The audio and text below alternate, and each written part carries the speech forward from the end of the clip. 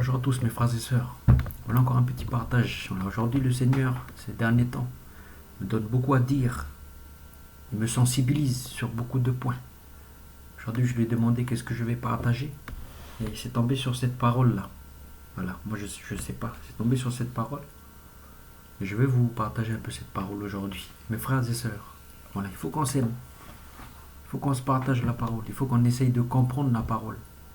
Parce que c'est ça aussi aimer le Seigneur, c'est vouloir le connaître, le chercher, puiser dans ce qu'il nous a donné dans la parole, mais aussi puiser aussi dans la méditation, dans la prière. Quand je dis méditation, c'est on prend un moment, on se repose et puis on pense à Dieu. On pense à ce qu'il a fait pour nous. On lui demande de venir en nous à travers son Saint-Esprit. Allez, on cherche sa présence, on cherche sa connaissance. Comme notre grand frère Paul, il dit des fois dans ses lettres, il dit, notre grand frère Paul, il priait pour que les enfants de Dieu, ils connaissent encore plus le Seigneur. Il priait. C'est ça qu'il voulait, c'est que les enfants de Dieu connaissent parfaitement le Seigneur. Donc nous, on doit rechercher la connaissance aussi. Parce que la parole, elle nous donne des connaissances. Mais c'est une connaissance théorique, c'est dans la tête. Mais si on veut vraiment mettre en pratique la parole, ça c'est dans le cœur. Il faut vraiment passer des moments de prière. Voilà, mais il faut que ce soit naturel, il faut que ce soit volontaire de notre part, il ne faut pas que ce soit forcé. Il faut demander à notre papa de nous donner cette capacité et cet effort de vouloir bien faire pour lui. Là, je vais vous lire un passage aujourd'hui que le Seigneur m'a montré de partager. Je ne sais pas pourquoi il m'a montré de partager ce passage, mais voilà, on va essayer de faire sa volonté. Le passage est 1 Corinthiens 11, du verset 23. Du verset 23 jusqu'au verset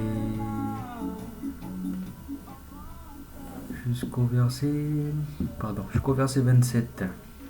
Voilà, je vais lire la parole de Dieu. Car c'est notre grand frère, c'est l'apôtre Paul qui parle. Il dit, voilà, il y a un contexte derrière. Hein. Il y a le contexte de la lettre aussi. Il est important de ne pas oublier le contexte de la lettre. Mais là, je lis spécialement ce passage-là. Et après, je vais vous expliquer peut-être le contexte. Voilà. Car j'ai reçu du Seigneur ce que je vous ai enseigné. C'est notre grand frère qui parle. C'est que le Seigneur Jésus, Yeshua, dans la nuit où il fut livré, prit du pain. Et après avoir rendu grâce, le rompit et dit, ceci est mon corps, qui est rompu pour vous. Faites ceci en mémoire de moi. De même, après avoir soupé, il prit la coupe et dit, cette coupe est la nouvelle alliance en mon sang. Faites ceci en mémoire de moi toutes les fois que vous en boirez. Car toutes les fois que vous mangez ce pain et que vous buvez cette coupe, vous annoncez la mort du Seigneur jusqu'à ce qu'il vienne. C'est pourquoi celui qui mangera le pain et boira la coupe du Seigneur indignement sera coupable envers le corps et le sang du Seigneur. Oh mes frères et sœurs, cette parole elle est pour nous les enfants de Dieu qui prenons la Sainte Seine. Voilà, plusieurs dénominations, on dit Sainte Seine, on dit l'Eucharistie, selon la dénomination où l'on est, selon qu'on est catholique, protestant. Bon, nous on va appeler ça le repas du Seigneur. Je ne sais pas comment on peut appeler ça. En tout cas, dans ce passage-là, voilà, notre grand frère, il nous dit déjà la raison pourquoi il faut prendre l'Eucharistie. Voilà, aujourd'hui dans les églises, l'Eucharistie, des fois c'est un petit morceau, l'hostie, je crois que ça s'appelle l'hostie, c'est un petit morceau un petit morceau de pain, je crois. Mais ça peut être du pain. Ne soyons pas limités, ne limitons pas Dieu. Ça peut être un morceau de pain qu'on va acheter à la boulangerie, frères et sœurs. C'est pas là le problème. Donc il y a le pain et il y a la coupe de vin. Voilà. Pourquoi on fait ça aujourd'hui? Pourquoi dans les églises on fait ce rite-là, spécial? Il y a des gens qui peuvent se poser des questions. De l'extérieur, qui ne connaissent pas, qui ne sont pas enfants de Dieu. On se dit, mais pourquoi ils font ça? Ou peut-être même les enfants de Dieu eux-mêmes ne savent pas pourquoi. Je sais pas, je dis ça comme ça. Il faut savoir que c'est le Seigneur qui nous a, c'est Jésus-Christ, notre Seigneur, notre grand frère par excellence, qui nous a dit, qui nous dit, faites ceci en mémoire de moi. Quand il prend le pain et quand on prend le pain et quand on rompt le pain, il faut qu'on ait cette vision qu'on est en train de prendre le corps du Christ là. On est en train de prendre son corps et on est en train de le rompre. On le déchire. Mais quand tu déchires le pain, nous on déchire comme ça de façon normale. Mais si tu prends bien, si tu comprends dans ta tête que l'apôtre Paul dit, c'est pourquoi, toutes les fois que vous mangerez ce pain et que vous buvez cette coupe, vous annoncez la mort du Seigneur jusqu'à ce qu'il vienne. Ça veut dire que quand tu rompes le pain et quand tu distribues le pain, quand tu fais l'eucharistique et quand chacun mange, c'est symboliquement, c'est puissant. Parce que si tu te permets de manger le pain pendant l'Eucharistie, qui a été déchiré, ça c'est le corps du Christ, il a été déchiré pour nous à la croix. Il a été fouetté avant d'être mis sur la croix. Il a été fouetté, on lui a craché dessus, on l'a giflé, mes frères et sœurs. On l'a fouetté. En plus à l'époque ils rigolaient pas, les fouets ils avaient des crochets. Il s'est fait déchirer la peau. On lui a mis une couronne d'épines et ils l'ont baffé. Du coup, les épines, ils ont dû percer sa tête, sa chair là. Mes frères et sœurs, il a souffert, il a été déchiré. Son corps, il a été déchiré pour nous, mes frères et sœurs. Donc, toutes les fois où on va rompre le pain et on va distribuer, le Seigneur, il a dit, prenez ceci est mon corps, faites ceci en mémoire de moi. Donc, on va manger. Ça veut dire que tu manges le corps de Christ. Ça veut dire que tu t'assimiles à son corps. Tu fais partie de son corps. Le corps qui a été déchiré pour nous à la croix, il nous le donne à manger. C'est pour ça je ne sais plus c'est dans quel évangile, mes frères et sœurs, mais si vous connaissez votre Bible, c'est dans un des évangiles où le Seigneur il dit à un moment donné, il y a une foule qui le suit, une foule de personnes qui suivent le Seigneur. Parce que le Seigneur, il avait l'aura de Dieu. Les gens, ils étaient assoiffés de ce qu'il enseignait. Le Seigneur, il avait cette puissance en lui. Et il parlait. Et à un moment donné, le Seigneur, il va dire, voilà, cherchez le passage, je ne sais plus exactement. Le Seigneur, il va dire qu'il faut, en fait, je résume, qu'il faut en gros qu'on le mange. Il dit ça, il va dire à un moment donné ça, il va dire, il faut que vous me mangiez. Je suis le pain de vie. Il faut que vous buvez mon sang. Il va dire ça. Et les disciples qui étaient autour, ceux qui le suivaient, il y avait une foule qui le suivait. Il y en a beaucoup qui sont partis. Parce qu'ils ont dit, mais qu'est-ce qu'il raconte ce Jésus-là? Il faut qu'on le mange. Il faut qu'on soit des cannibales. Il faut qu'on boive son sang. Il faut qu'on soit des cannibales. Du coup, il y en a plein qui ont arrêté de le suivre. Et la parole nous dit que c'est les 12 qui sont restés. Les 12 apôtres, eux qui sont restés. Et le Seigneur, il a dit, pourquoi vous partez pas? Les apôtres, ils ont dit, c'est toi qui détiens la parole de vie. On reste auprès de toi. On ne peut pas partir. Mais vous voyez, quand le Seigneur, il a dit, vous devez me manger et vous devez boire mon sang, pour moi, c'est mon interprétation à moi. Voilà. Que le Seigneur puisse me corriger si ce n'est pas la vraie interprétation. Mais en tout cas, on partage ensemble.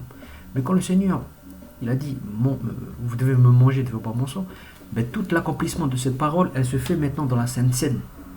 Quand tu romps le pain et quand tu bois la coupe de vin, dans ta tête, tu dois te dire que tu es en train de manger le pain de vie, manger le Seigneur. Et quand tu bois la coupe de vin pendant la Sainte Seine, tu es en train de boire le sang du Christ. Donc, comme l'apôtre, notre grand frère, il nous le dit, à chaque fois qu'on fait ça, on annonce la mort du Seigneur. Donc, il faut prendre en compte ça. Quand tu manges le pain, quand tu bois la coupe, il ne faut pas juste faire comme les autres. Ah, les autres, ils font comme ça, ou ils font comme ça, je sais plus exactement dans l'église catholique comment ils font. Ils doivent faire un truc. Mais non. Ça on peut faire, c'est pas interdit. On peut avoir un rituel. Mais le principal, c'est pas le rituel, c'est pas la position, comment tu vas prendre. Non. Le principal, c'est que dans ton cœur, dans ta pensée, sincèrement dans ton cœur, tu prends conscience que tu n'es pas en train de manger n'importe quel pain, Tu n'es pas en train de boire n'importe quelle coupe. Symboliquement, tu es en train de manger le corps de Christ. Tu t'assimiles à son corps. Tu manges le pain de vie. Qui te donne quoi? La vie. Le pain de vie, il te donne la vie. Il ne te donne pas la nourriture. Il ne te donne pas la force pour aller jouer au football. Le pain de vie te donne la vie éternelle. Et quand tu bois le sang du Seigneur, c'est le sang qui a coulé pour toi. C'est le sang que tu devais faire couler à cause de tes péchés. Mais notre Dieu, il s'est manifesté en Jésus-Christ pour nous dire: je vous aime tellement, mes enfants. Il dit à toute l'humanité, il ne dit pas seulement aux Juifs, il dit à toute l'humanité: je vous aime tellement, mes enfants, que tous vos péchés là, je les prends et je vais mourir pour vous. Tout ce que je vous demande, mes enfants, c'est de croire en ce que je fais pour vous. Voilà Dieu qui nous parle aujourd'hui. Croyez à ce que je fais pour vous, c'est-à-dire que je meurs pour vous, parce que je vous aime. Mes frères et sœurs, mais moi ça me touche des fois. Ça me touche à un point que je suis triste, je pleure, parce que notre papa il est bon. Notre papa il est bon. Ce qu'il a fait pour nous, on ne peut pas comprendre. On ne peut pas comprendre. Mais il nous demande juste de saisir cette grâce. De la saisir, cette grâce. Il ne nous demande pas d'essayer de... Attends, je vais... je sais pas quoi. Il nous demande de saisir avec innocence. Avec amour. Avec joie. Donc voilà mes frères et sœurs. Ce petit passage, c'était pour vous dire que il est important, quand on prend la Sainte Seine, comment dire ça? C'est important d'avoir à l'image, comme je vous ai dit, de manger le corps du Christ et de boire le sang du Christ qui a été versé pour nous à la croix. C'est important parce que pourquoi? Regardez ce qu'il dit après notre grand frère Paul. Notre grand frère Paul qui était rempli du Saint-Esprit. Qui était rempli du Saint-Esprit. L'Esprit de Christ, l'Esprit de Dieu. Notre grand frère Paul, il était rempli. Et il nous donne des conseils à travers la parole. Il nous dit: c'est pourquoi celui qui mangera le pain, donc le pain de vie, le pain de l'Eucharistie, et boira la coupe, donc la coupe du vin quand tu bois l'Eucharistie, quand tu bois le vin pendant la cérémonie, si celui qui boit et qui mange indignement sera coupable, là on rigole pas là, sera coupable envers le corps et le sang du Seigneur. Frères et sœurs, donc il faut faire très attention à ce qu'on fait des fois. C'est pour ça, moi je veux mettre l'accent, mes frères et sœurs, c'est pour nous encourager, nous. Voilà, moi je suis imparfait, moi je suis encore pécheur. Moi j'ai besoin encore de saisir pleinement la grâce de Dieu. Mais je veux nous encourager à travers ces vidéos, pour qu'on comprenne que avec le Seigneur, il faut avoir une attitude sincère. Il ne faut pas avoir un pied là, et puis basculer de l'un et l'autre. Il faut te donner tout pleinement pour le Seigneur. Quand tu prends l'Eucharistie, il faut être sérieux. Il faut avoir une certaine discipline. Parce qu'à l'époque, à Corinthe, pourquoi notre grand frère Paul, il dit ça dans les lettres aux Corinthiens? Là, il s'adresse aux Corinthiens. Corinthiens, c'est une ville je ne sais plus exactement, je crois que c'est en Turquie peut-être, ou peut-être en Macédoine, vers la Grèce. À l'époque, il s'adresse à cette communauté de jeunes chrétiens, d'enfants de Dieu, qui faisaient quelquefois n'importe quoi.